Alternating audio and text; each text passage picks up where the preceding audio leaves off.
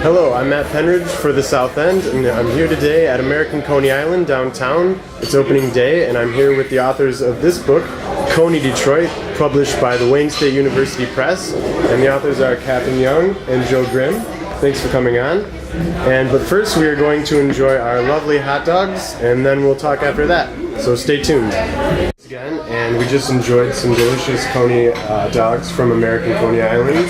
They were absolutely delicious. I didn't even take the onions off, and I didn't notice it, so maybe I do like onions. We'll see. When they're on a Coney. Yes, exactly. So, Catherine, you're a reporter for the Detroit Free Press, right? Right. And Joe, you used to be a reporter for the Free Press, and now you're a professor? I'm a professor in the Michigan State University School of Journalism and was the recruiter at the Free Press. Okay, great. And so, Joe, you said that when you pitched the book to Wayne State University Press, you used two words, and they were Coney, Detroit. That's all you really need to say, and they went for it. Great. And Catherine, it was also mentioned in the book that it didn't take much to convince you to get on board to help write this book, right? Right, I knew right away Joe had a great idea, and I wanted to be part of it. Okay, great. I didn't ask her. She told me this is how it was going to be, and I thought, that's a great idea. Yeah, definitely. And I'd like to mention too that you made it a point to mention there's a team of like 100 people, you said, that helped out in different aspects of the book, photography and everything. 20 people who worked on the book, maybe, and the website and the trailer. But if you add in all the people who work at all the Coneys that we talk to and who make Coneys every day, this is a big industry. Okay. All right. And so we can get to the book now. The first sentence of the book in the preface is, Detroit is the heart of Coney Nation, which I actually thought was a powerful sentence, and if you had to pick any 7 words to sum up the book, those would be the 7 words. Detroit is the heart of Coney Nation. That's kind of the idea of the book. It's not just about the hot dog, right? Oh, absolutely. It's the Coney culture. Right. It's a way of life. Right, and the history. Well, let's first talk about writing it, because I saw your interview on Fox 2, and you said that you ate 500 Coney dogs. Was that each or total while writing this book? Total. We've been working on this for a little more than 3 years, and so you have to 500 over all that time together. We try to not go overboard and everything in moderation. Right. But we can't help but eat a couple Coney dogs a week, right? So right. It's really not that many. Yeah, we could have done probably more, right? Yeah, I mean 500 is not such a huge number. We could have gone a little more. Well, we just had one today, so 501 at least. But I'm sure you've eaten some in the meantime since the book's out. Yes, since we're not stopping. Right. Okay, and so now get a little into a little of the history behind Coney Island restaurants in Detroit. That's kind of how the book starts off. It starts off, actually, the first chapter, I believe, is American and Lafayette. We're in American right now. Lafayette's right next door. But so it started off as like lunch counters downtown in the 20s, right? Absolutely. Right. Right here. Yeah. Or next door. This wasn't always a Coney, this area we're sitting in right now. Okay. Right nearby. Right.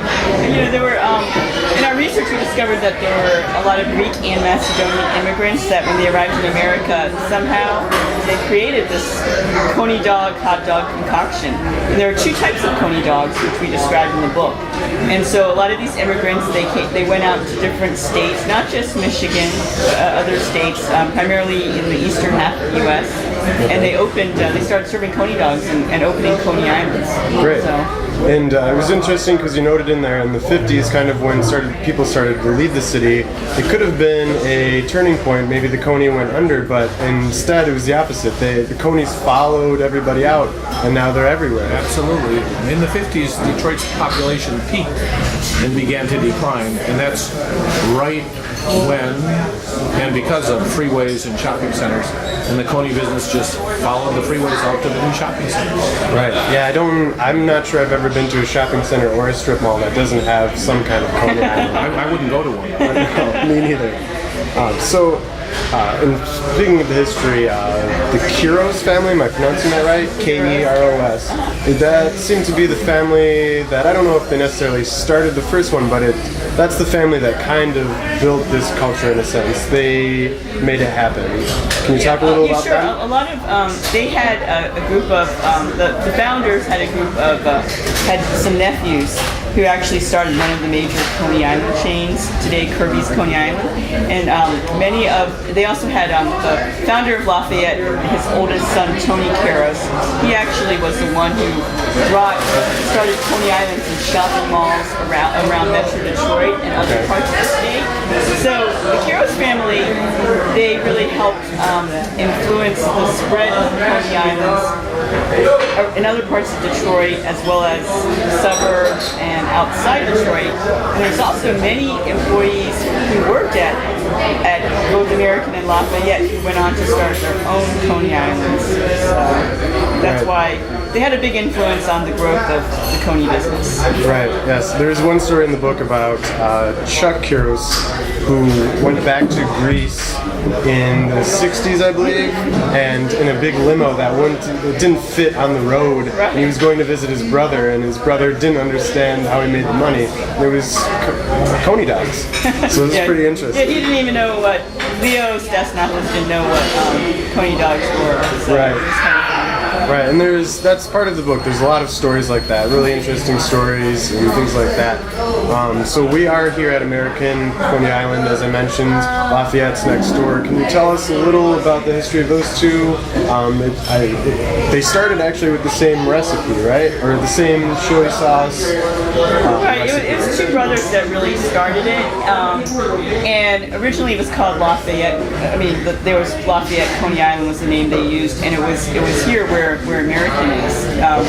The first way back over there, and it started in they opened in the 1924, and so they were together, two brothers from Greece, and then they worked together for a while, but then they didn't always see eye to eye, had some differences. So then they decided to split up. And Bill Caros moved next door essentially, and basically, Lafayette is where it is today. That's how it got its start. And then in the early 1930s, American, the other brother, Gus Caros, and he used to have a shoe shine shop and then a hat cleaning business here. And he had ended up opening another Coney Island, American Coney Island, where it is today. Right. Because back then there was so much demand for Coney dogs. So. Right, and at one point there's actually 3 here, correct? Right. State Coney Island was on the same block. Right. So it's hard to believe. Yes. Although it's been pretty packed in this one, in American today and Lafayette, so there might be room for a third now. Well. Probably not, but. So I think it definitely helps to have both Coney Islands next to each other. I think if there was just one here, whoever was here would have less business than they do now.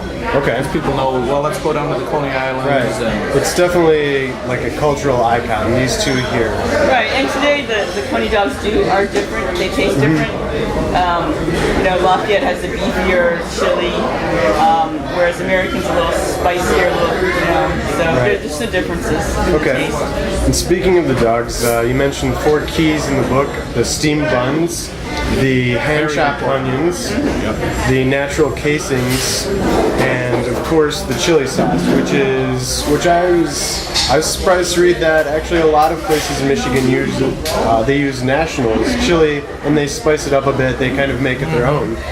But the chili sauce, all 4 of those together are really what make a Coney dog, right? yes, and the sauce is where you can really do some interpretation. Some places make their own sauce from scratch. Others will combine a couple sauces they can buy, and some will spice up what they buy. That's where you can really make it. The onions, although people use different kinds of onions, the onions don't make the Coney dog the way the chili sauce does. Right. And I think, from personal taste, I think I like the chili sauces that are a little heavier in cumin. I like that taste, yeah. I have to ask about this. Can you explain a little about the Great Chili War of 1969? It might have been a little bit overstated. Well, Well, it was in the book. Right. No, The it's newspaper actually. headline said that. In our research, we discovered that there was this thing that the papers, the Detroit papers at the time were calling the Great Chili Wars. And what happened is American Coney Island has their own chili company, Detroit Chili Company, that makes the chili for them, the beanless chili. So what happened was a national chili company, they basically sued Detroit Chili Company and accused Detroit Chili Company of hiring one of their, most valuable employees, and who they alleged took the recipe for their chili with them to Detroit Chili Company.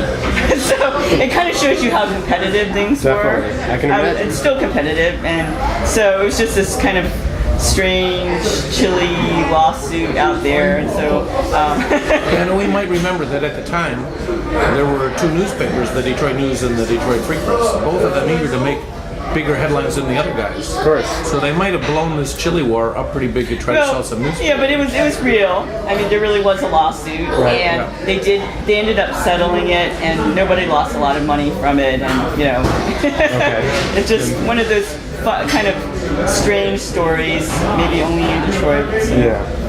And I don't think the recipe leaked out in the court papers. Okay. Too bad. So it's not on public record. I don't think so. So we talked a little about the Detroit Coney Islands, but that's not the only kind of Coney culture that's in Michigan, or even broader than that.